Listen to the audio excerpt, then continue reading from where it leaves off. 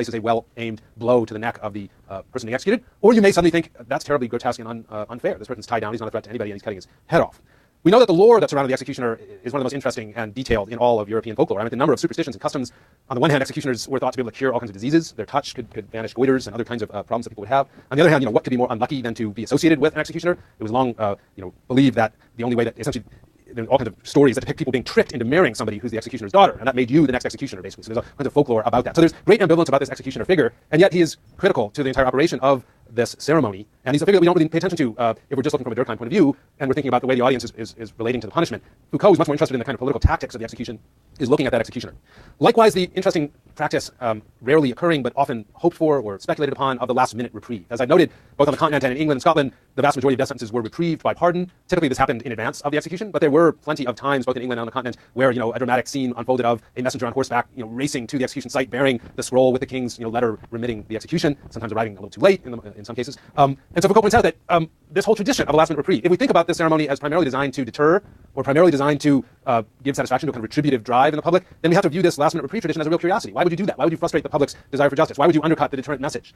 But from another point of view, this last-minute reprieve makes a great deal of sense. If the point of this ceremony isn't just the death of the perpetrator, but is a drama designed to promote the entire idea of the king's majesty, the king's power, the king's authority to choose life and death at any moment, to forgive or to demand the full exaction of the law, is dramatically represented by that very last-minuteness, the king's fickleness. The fact that the king could sit around and think until almost too late whether they want to spare a person might make the king look like a ditherer, but it also underscores the intense asymmetry between the power of this person who, just with the signature on a parchment, can hold the hand of that executioner and spare the person. And this takes me to the heart, I think, of the twin hearts that we saw, or the twin features of the core of this ceremony that we saw really when we looked at the image of the people on the cover of the hanging tree on the scaffold itself. And that is the peculiar combination of the bodiliness of this kind of punishment, its physicality, and its publicness.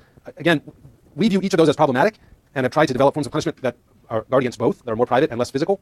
But for this era, these were not only faults, these were not merely not faults, they were actually the whole point of an execution if it worked well, torturing the body. And Foucault puts it this way: if torture was so strongly embedded in the legal practice, it was because it revealed truth and showed the operation of power. It made it possible to reproduce the crime on the visible body of the criminal. In the same horror, the crime had to be manifested and annulled. So again, and you mentioned the scene. I want to read you a little bit of that description of an execution of a servant girl near Cambrai in 1772 who had killed her mistress. And the detailed instructions for her execution prescribe the following: that she be taken to the place of her execution in a cart used to collect rubbish at the crossroads. There a gibbet was to be set up, at the foot of which will be placed the same chair in which the said Lalu, her mistress, was sitting at the time of the murder. And having seated the criminal there, the executioner of the High Court of Justice will cut off her right hand, throw it in her presence into the fire, and immediately afterwards will strike her 4 blows with the cleaver with which she murdered the said Lalu. The first and second being on the head, the third on the left forearm, and the fourth on the chest.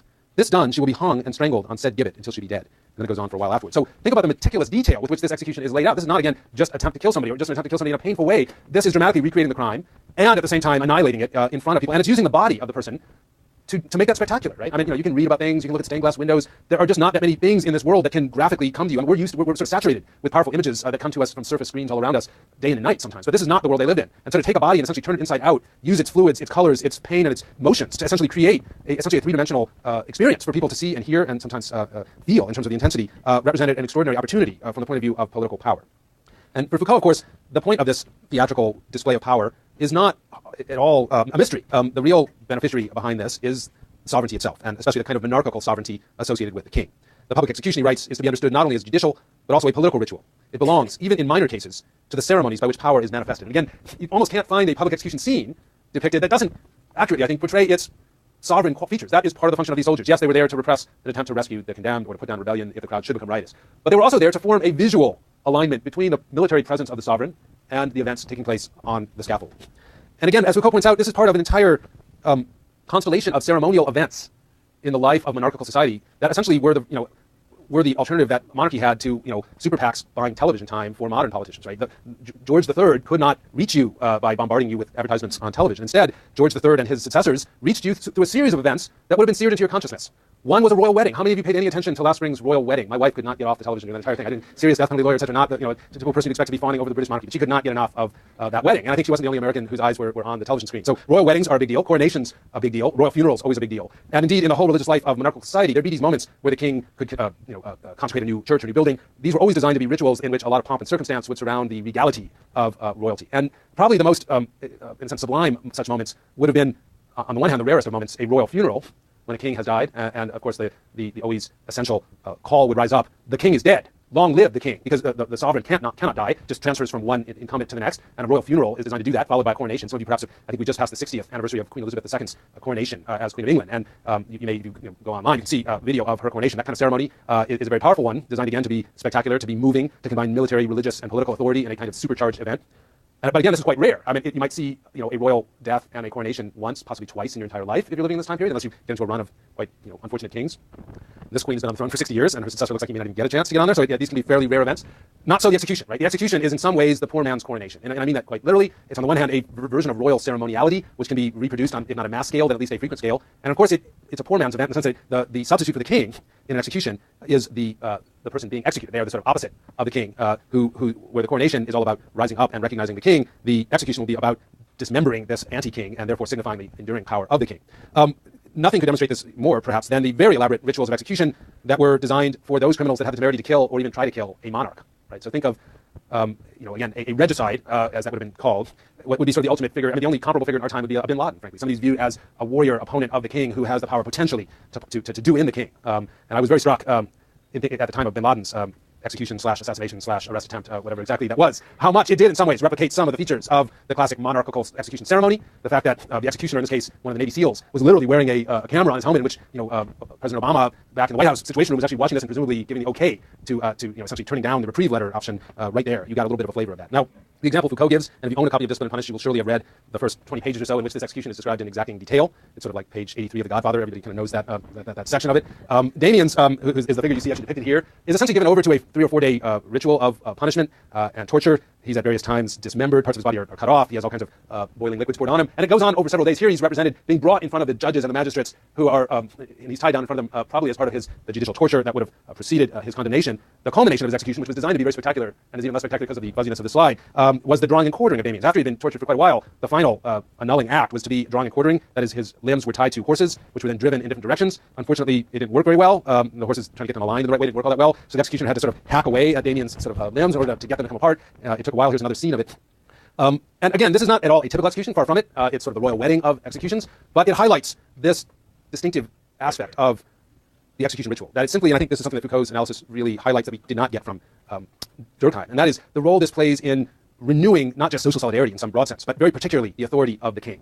Now, first of all, why would the king's authority need recharging? Well, for one thing, it always needs recharging, right? I mean, political power tends to disintegrate over time unless you're doing something to renew people's loyalty and affection for you. So this is certainly a way of reminding everybody that the king's in charge. But this whole elaborate ceremony was also designed to give people a real taste or visual flavor of royal power, right? The king is not just, we have presidents, right? But what do we say about presidents? Is he somebody I'd like to have a beer with, right? That does not exactly capture the idea of awe and majesty, right? Our leaders are supposed to be people we can relate to. That's not what kings were supposed to be. They were not supposed to be people you can relate to at all. In fact, they were supposed to be people you didn't look in the eye because they were close to God and you were not.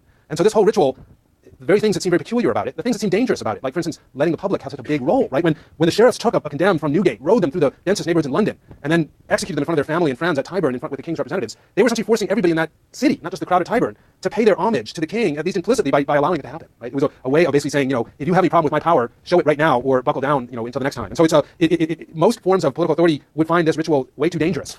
And yet for royal authority, it provided a kind of indispensable element of real danger, real passion, and real involvement of the public, right? The king is supposed to be the living embodiment of the entire people, and often that, there were very few events in life that would make that concrete or real. Executions were probably one of them. I'm going to probably put off my analysis of the Marxist toolkit, and it'll fit well with Leinbau's materials for next time. Before I leave you, let me just leave you with two thoughts about the critique of Foucault. What are some of the problems with his methodology?